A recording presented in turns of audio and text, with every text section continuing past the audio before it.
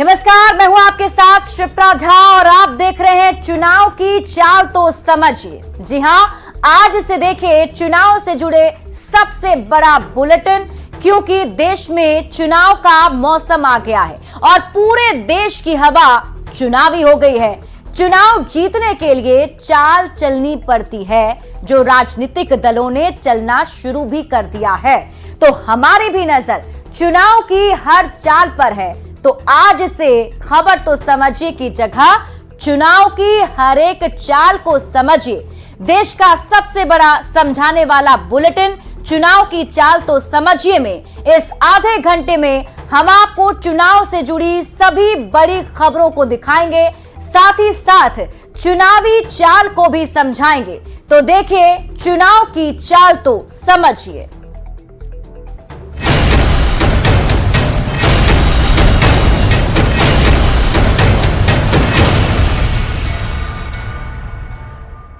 और सबसे पहले बात करेंगे आज की सबसे बड़ी मुलाकात की।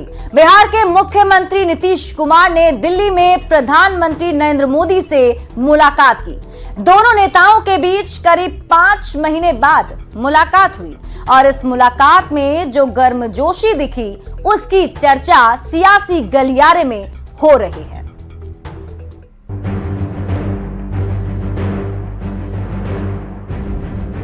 इस तस्वीर को देखिए। ये तस्वीर दिल्ली में प्रधानमंत्री नरेंद्र मोदी से उनके आवास पर बिहार के मुख्यमंत्री नीतीश कुमार की मुलाकात की है। इस मुलाकात पर सभी की निगाहें टिकी थी, जो करीब 5 महीने बाद हुई। चेहरे पर मुस्कान के साथ मुलाकात के दौरान दिख रही गर्मजोशी पीएम और बिहार के सीएम की मजबूत बॉन्डिंग को दर्शा रही है। आप जो 1995-7 में थे, अब बीच में 2 बार इधर उधर जरूर हो गए थे, लेकिन अब कभी नहीं, फिर वहीं रहेंगे, अब इधर उधर नहीं। जाहिर सी बात है कि दोनों ही नेता एक गठबंधन में हैं और लोकसभा का चुनाव नजदीक है, तो सीट शेयरिंग पर बात हुई होगी। बिहार में मंत्रिमंडल का विस्तार होना है, उस पर भी बात हुई होगी। दोनों का विजन विकासवादी है और ऐसे में बिहार के विकास की चर्चा होना तो लाजमी ही है।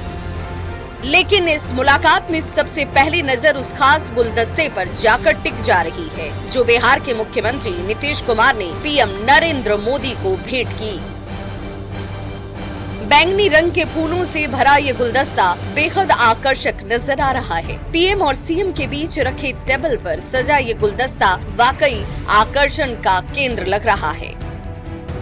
बताया जाता है कि बैंगनी रंग का ये फूल ऑर्किड है, जिसे संपन्नता और धन के प्रतीक के रूप में देखा जाता है।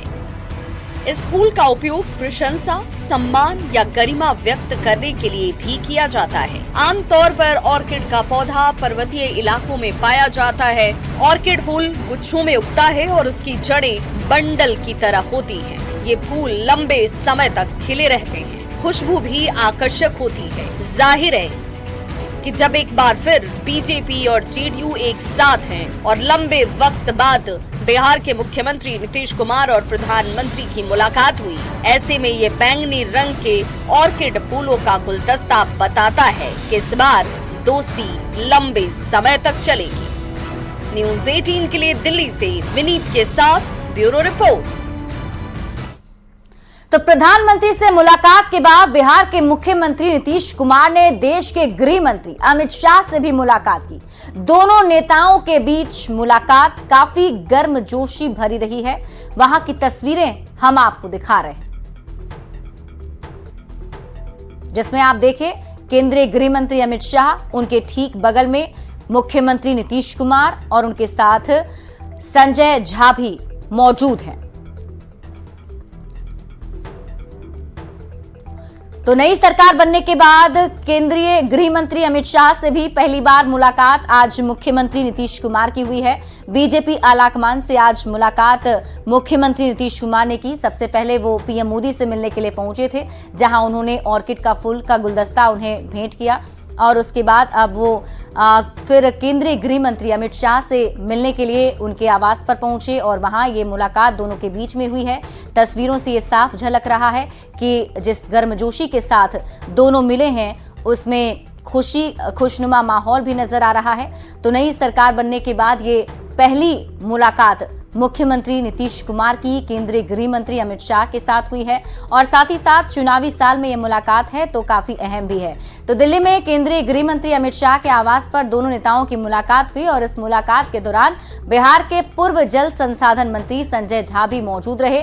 माना जाता है कि बीजेपी के साथ फिर से जेडीयू का गठबंधन कराने में संजय झा की अहम भूमिका रही है।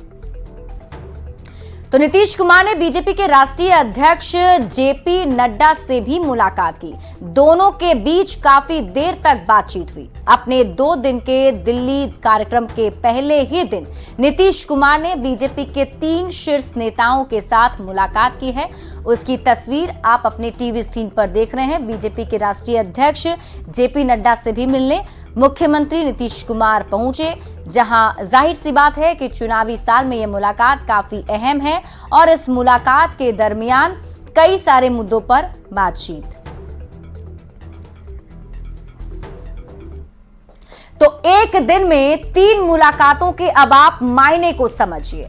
बिहार में चंद दिनों पहले ही एनडीए की सरकार बनी है, जिसमें अब बीजेपी और जेडीयू का एक बार फिर से गठबंधन हो गया है, यानी बीजेपी और जेडीयू एक बार फिर से दोस्त बन गए हैं। नीतीश कुमार एक बार फिर बीजेपी के सहयोग से सीएम बने हुए हैं। सीएम बनने के बाद नीतीश कुमार ने पीएम नरेंद्र मोदी से मुलाकात की।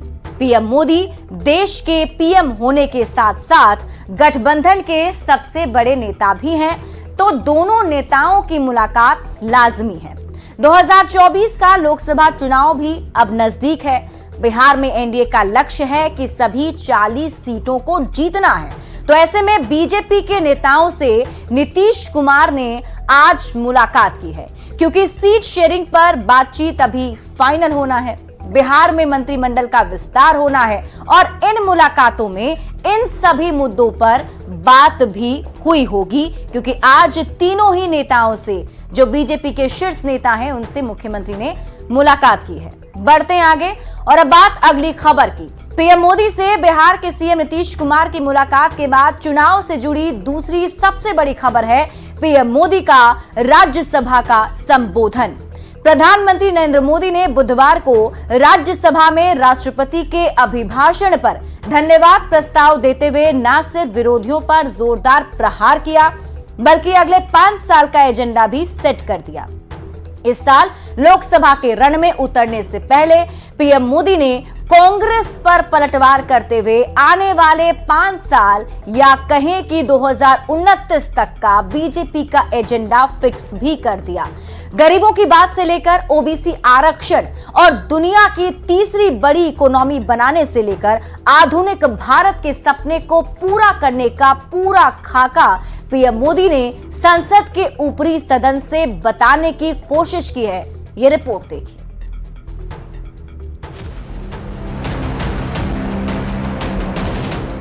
मेरा विश्वास पक्का हो गया है कि पार्टी सोच से भी आउटडेटेड हो गई है।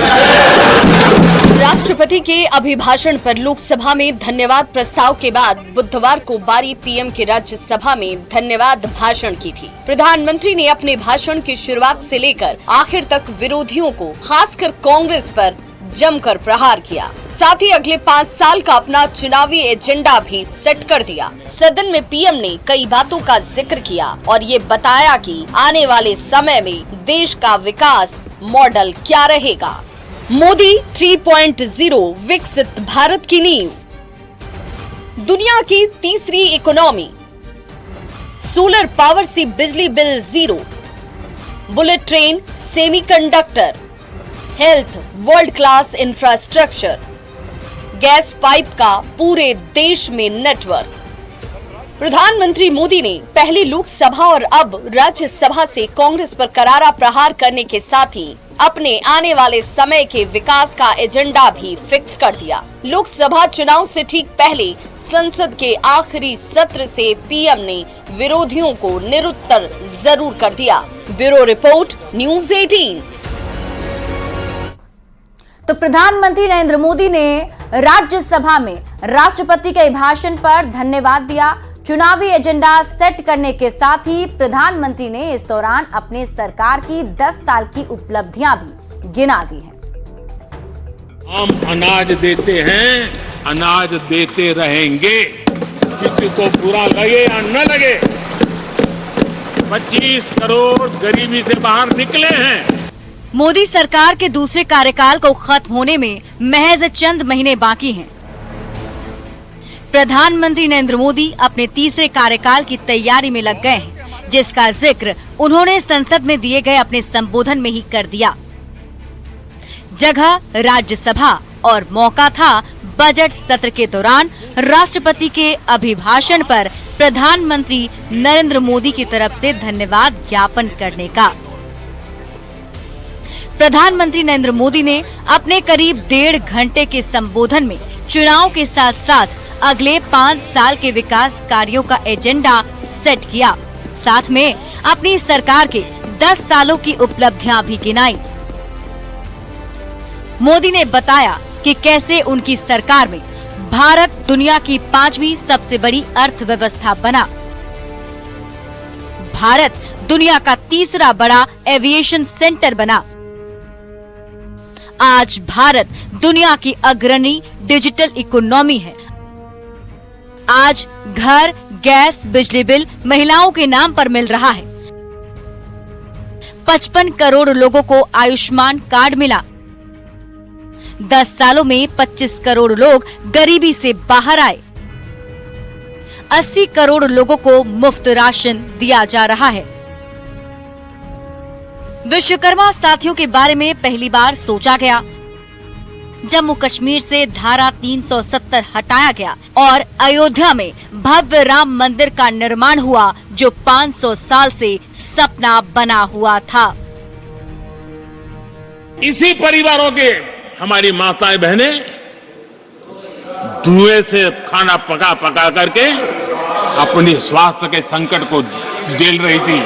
हमने उनको उज्ज्वला गैस दिया, वो इन्हीं परिवारों को।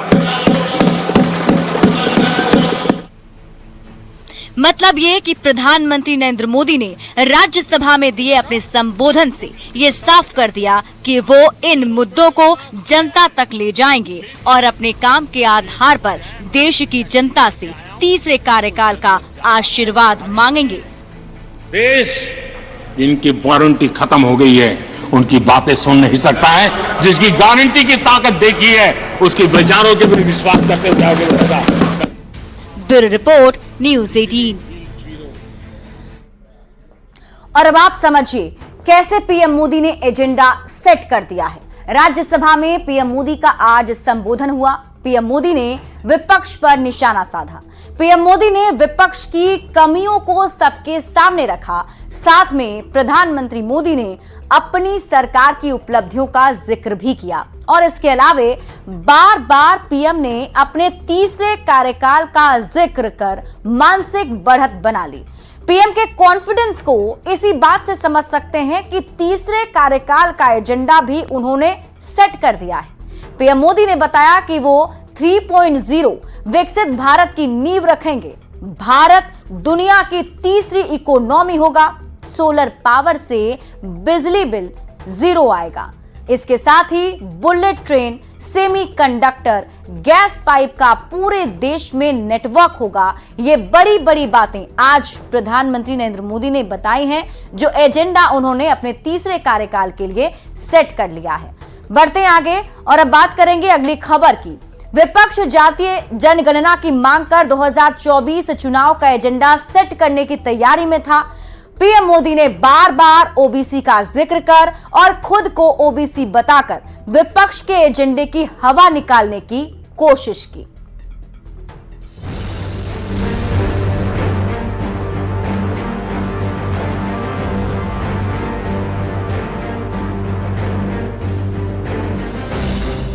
लेकिन मैं हैरान हूं, उनको इतना सबसे बड़ा ओबीसी नजर नहीं आता है। आंखें बंद करके बैठ जाते हैं। राष्ट्रपति के अभिभाषण पर लोकसभा में जवाब देते हुए प्रधानमंत्री ने खुद को ओबीसी बताते हुए साफ ये कहा कि विपक्ष को इतना बड़ा ओबीसी चेहरा नजर नहीं आता जाहिर है प्रधानमंत्री नरेंद्र मोदी विपक्ष के उस जातीय राजनीति की हवा निकालना चाहते हैं जिसकी तैयारी विपक्ष ने 2024 के लोकसभा चुनाव के लिए कर रखी है।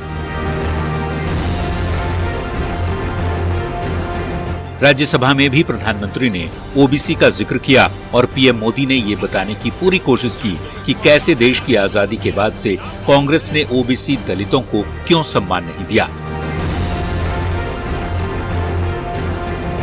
सदन में पीएम ने बताया कैसे अपने 10 साल के कार्यकाल में उन्होंने पहले दलित और फिर आदिवासी महिला को देश के सर्वोच्च पद यानी राष्ट्रपति पद पर बैठाया।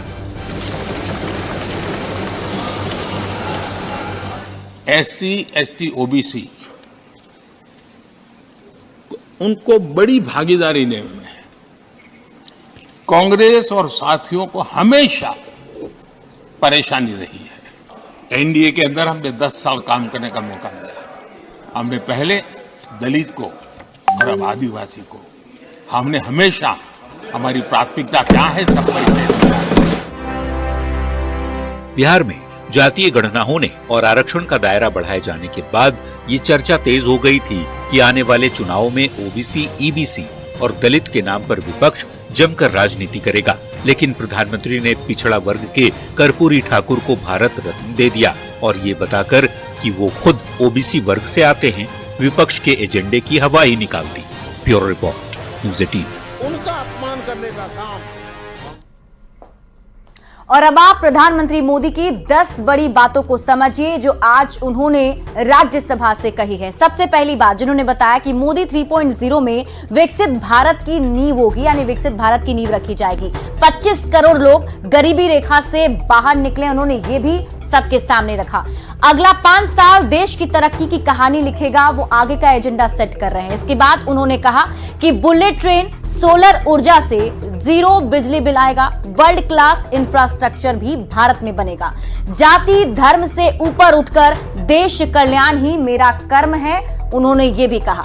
कांग्रेस को खुद के कर्मों का फल मिल रहा है, उन्होंने कांग्रेस पर भी निशाना साधा और इसके साथ ही कांग्रेस ने देश को धर्म और जाति के नाम पर बांटा है, ये आरोप भी उन्होंने कांग्रेस पर लगाया है। और आज की ये बड़ी बातें पीएम मोदी की रही। और फिलहाल इस बुलेटिन में अभी के लिए बस इतना ही। आगे देख लेते हैं हेडलाइंस।